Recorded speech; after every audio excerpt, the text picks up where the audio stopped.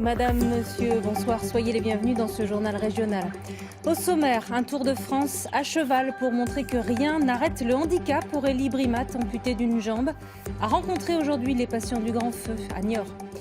Sa vie a basculé lorsqu'elle avait 17 ans, renversée par une voiture. Aurélie Brimat a dû être amputée d'une jambe, mais elle n'a pas renoncé à sa passion pour l'équitation. Et c'est donc à cheval qu'elle a entamé son tour de France des centres de rééducation. À Niort, elle était attendue avec énormément d'impatience. José Souza, Julia Vandal. Regardez, voilà, les voilà. À chaque fois, c'est une véritable ovation qui accompagne l'arrivée d'Aurélie. Et le fait d'apparaître à cheval avec son chien sur la selle n'y est sans doute pas pour rien.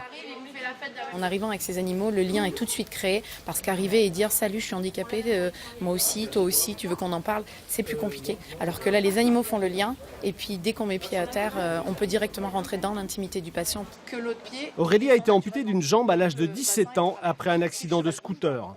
Le chauffard a pris la fuite et il a fallu faire face. On se retrouve dans un corps qu'on ne connaît pas et on nous dit « Bats-toi », mais bats-toi pourquoi ? Qu'est-ce que je vais être à la sortie de ce centre de rééducation ? Et du coup, voir des gens qui s'en sont sortis, qui ont exactement la même chose que nous et qui ont des projets, qui ont repris une vie, tout ce qu'il y a de plus banal, pour moi, ça a été un vrai moteur. Et donc, on essaye maintenant d'être présent pour les autres.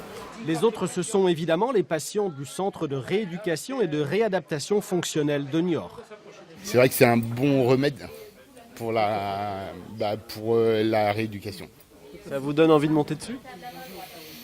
J'essayerai, pourquoi pas. J'essayerai, mais aujourd'hui non.